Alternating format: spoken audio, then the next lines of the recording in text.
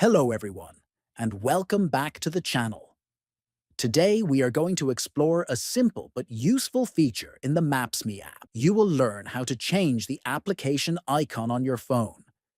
This can give your app a fresh look and personalize it according to your style. First, open the Maps.me app on your phone.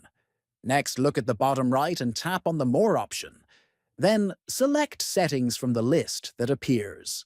After that, scroll down until you see the Appearance option and tap on it. Then, scroll down again until you see Application icon. Here, you can choose between the available options, which are green or violet. Simply tap on the icon you prefer, and it will be applied immediately. You will notice that the Maps.me icon has changed to the color you selected. If you found this video helpful, make sure to subscribe to the channel, like the video, and share it with your friends. Thanks for watching, and see you in the next video.